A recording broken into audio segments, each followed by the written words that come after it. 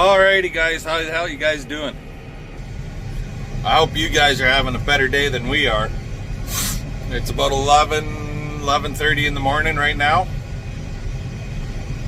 This bale's actually going over to our rented land 5 miles away. Gonna give them a supplemental hay bale and get them used to coming into the yard area for the next few days. That way when we go to round them up, it's easier to get them in.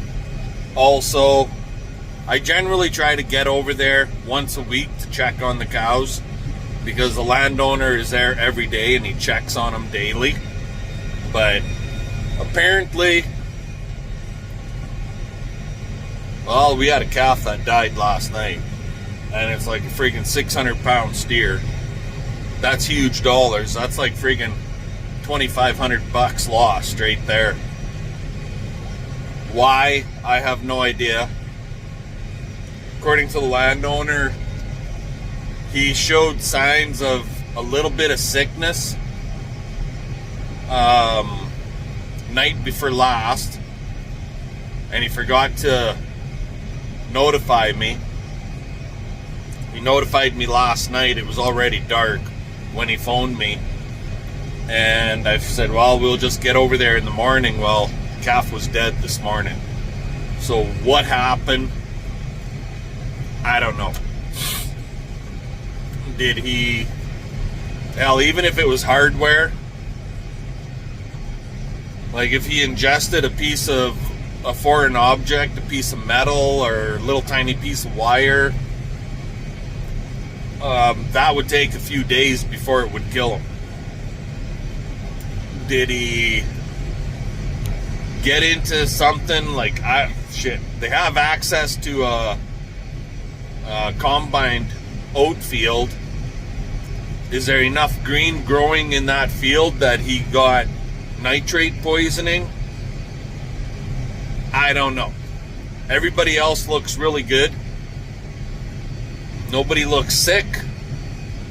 So I'm not going to be showing the calf to you guys. It's just, if you got livestock, you got dead stock. That's the old saying goes, right? Anyway, we'll get over there. We'll get this bale unrolled, and I'll bring you guys back when we get there. Well, got them all in here. Unrolled that hay bale. I think she's going to be a tough pick this year. And when you got heifers like that there, like 600 pounds or damn close to it, or this one here, and they're not psycho, like I might not be able to walk up to her and pet her, but like 472 here is a heck of an animal. That one right there, not the black face but the solid black. I'm not sure what her number is, 459 or 425 right here. Big chubby steer.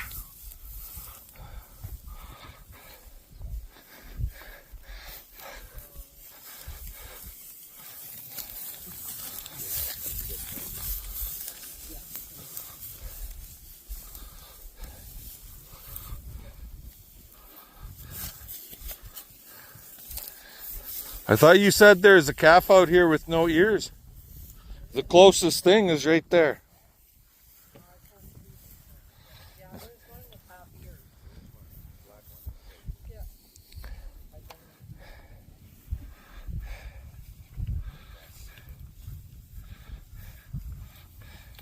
Alrighty guys, well, you got to see some of the calves, and we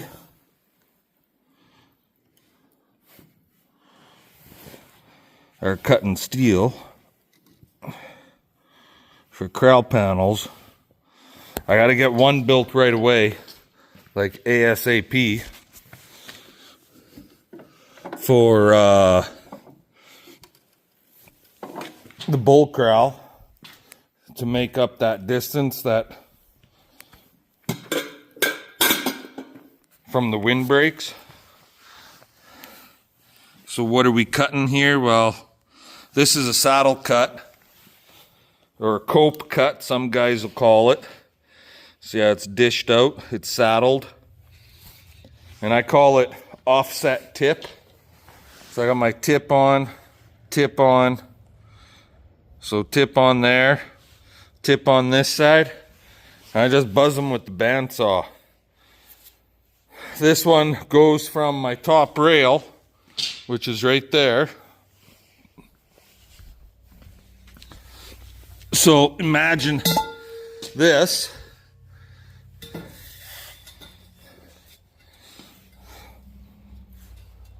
So it gets welded down there.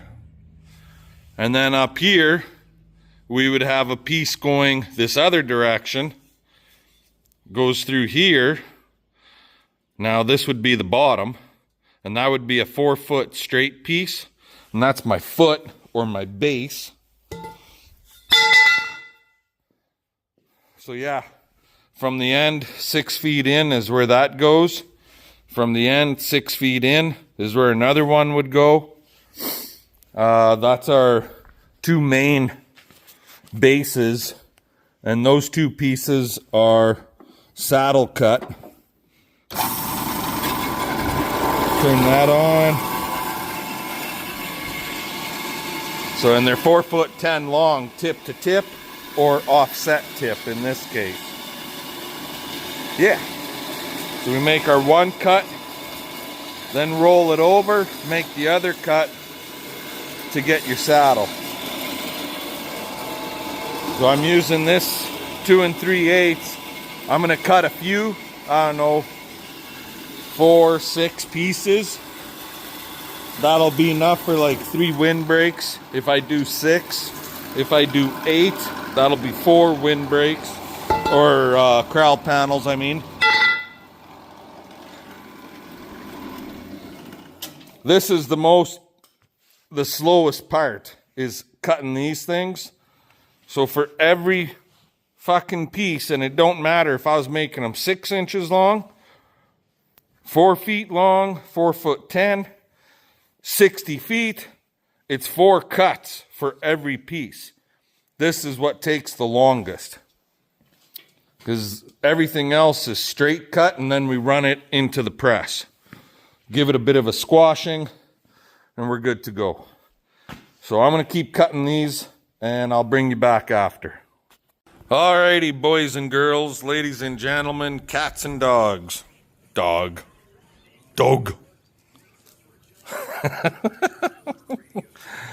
So, 24-foot long corral panel. Piece on the end. 6-foot bar.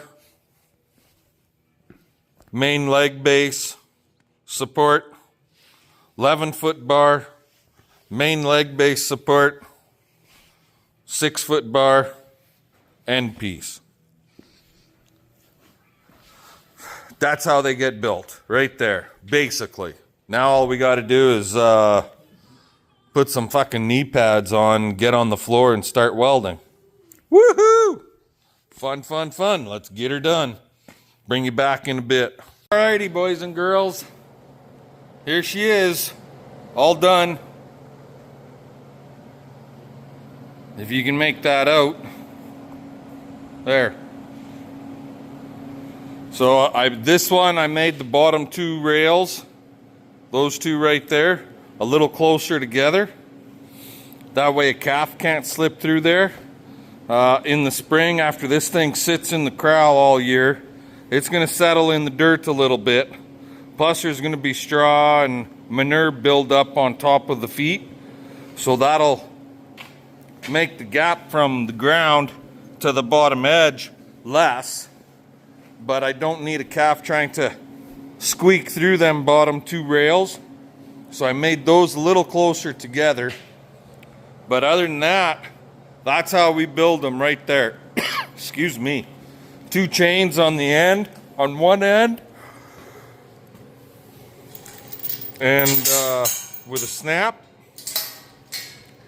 I've seen guys build them where they actually have like a 1x3 inch tubing on the end, and they drop a rod through there. But if you're out in a pasture or field someplace and you got a little bit of a hill, up, down, whatever, that don't work, because that 3 inches will not allow you to friggin' pin your panels together. The one end of the panel would be off the ground. Anywho, I'm gonna get this sucker out of here and get it over and put it in place, and yeah, finish the bull corral off. I'll bring you guys back later. Alrighty guys, so the corral panel we built went into the windbreak corral. This here is the bullpen, and I took this corral panel, which is all 2 3/8 oil pipe. She's a heavy bastard. Top rail's 2 7. Everything else is 2 3. Oh, tight fit. And put it here. So if those buggers are thinking that they should be fighting or pushing to get out, we got heavy duty panels here for the bulls. So that makes me feel a lot better that this corral is done outside of a chain over there for that windbreak to the shelter post, and a chain over here. I just got to grab a couple of chains and then she's 100% done. Anyway, I'm gonna let you guys go. We'll talk to y'all later. See that? That black bastard's just sitting there going to town rubbing on those things.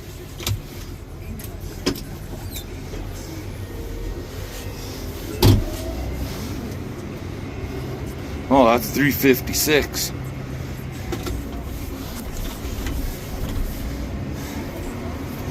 Oh, I'm gonna give this corner just a nudge inward. It's pushing out bad, just the way I moved it earlier.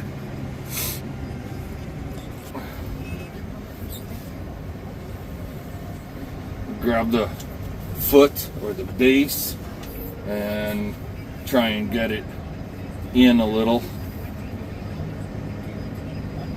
There we go. Snug as a bug in a rug. Good enough. Good enough. Later, boys and girls. How's she going today, guys? Just brought a bale out this morning for these girls out here in our bush pasture. And in this area right here, it was all buckbrush. And the cows wouldn't eat the grass. We came in here and we mowed it all down. And if you look, you can still see it. It's quite thick in the bush area. And the sapling willows and poplars all through the bush area. It's fairly thick. But right here, it's nice. It's treed in. This little alcove or whatever you want to call it. Yeah, we unrolled them oat bale. But there's lots of shit inside the bush in there that I got to get in there with the bobcat and the brush cutter. But anyway, like I was trying to say is, you can see it better that way. That whole area back in there, my plan is to actually bed the cows in that area this winter and feed them out in this area.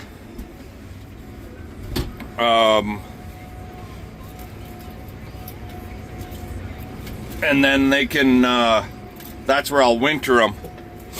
And that should get the grasses growing a lot better. We'll move them around from different spot to different spot, but that bale will hold them 50 head for basically 3 days is how fast they're going through it. I'll show you the spot we fed them the other day. Up a gear, So you just kind of go through this little neck that we just drove through. And the spot we fed them the other day is right over here, actually. And they cleaned up pretty good. There's really nothing left. There's their mineral tub with a salt block on the inside of it.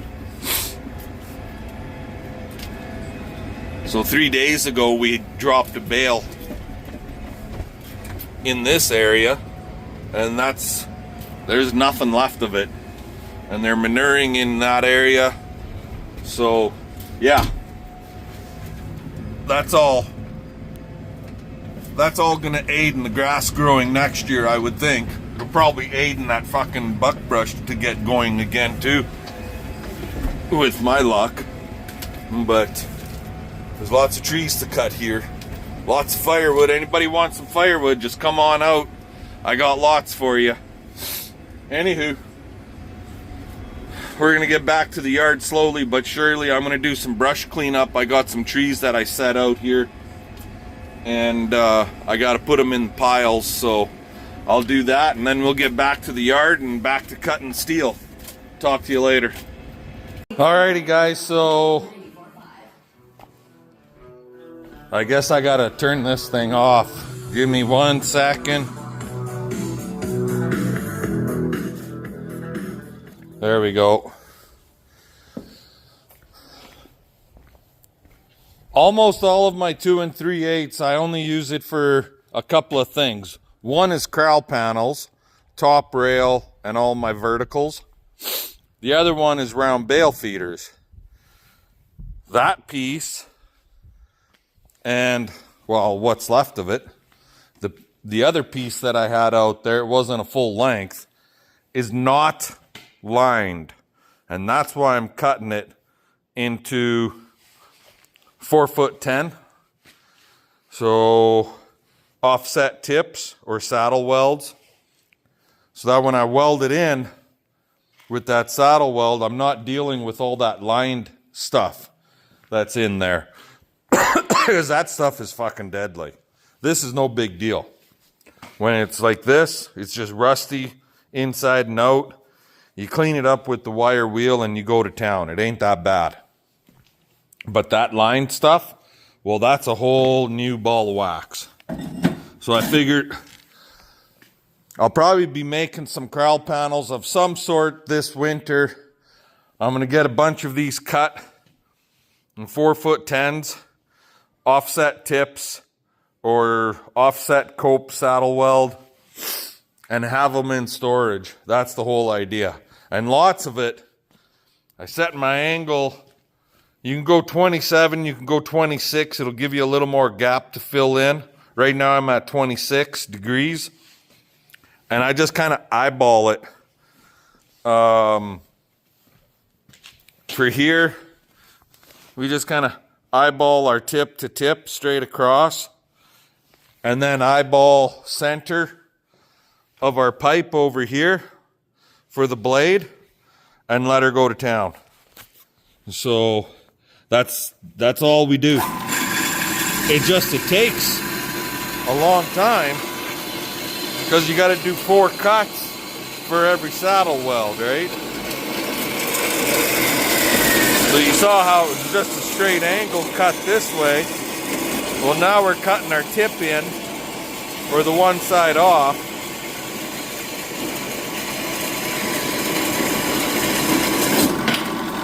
And there you go, you got your saddle weld. Simple as that. Anywho, I'm gonna let you guys go. I gotta tip the rest, these 3 pieces on the one end. That end is done. We gotta do this end, and then we're gonna bring the other length in. So, I'll bring you back. I got some work to do in the barn. I'll show you what's going on over there. Alrighty guys, how the heck are you doing now? So, I said earlier I was going to show you the barn. Well, as it turns out, I didn't show you the barn because I left my phone in the tractor. What happened was, last year, or last winter when I was cleaning the inside of the barn, with that grapple right there. I was piling and I wasn't paying attention as to how high I lifted the bucket with the grapple open, and I clipped one of the 2x6 rafters and broke it. So I took a 2x6, two of them actually, on either side, got that broken one put back into position, and then shored it up with one on either side. About 5 feet long, 4 or 5 feet long. Should work just fine. That's all done. We're supposed to be going to it's Halloween. It's October 31st, Halloween. And Tristan and Maddie asked us to go with them to a haunted house this evening. So we're shutting her down a little earlier so we can clean up, have some supper, blah, blah, blah. So with that, happy Halloween, everybody. Enjoy the candy. Pretty much everybody buys a chocolate bar or something on Halloween. And fun, fun, fun. Let's get her done. We'll catch y'all later.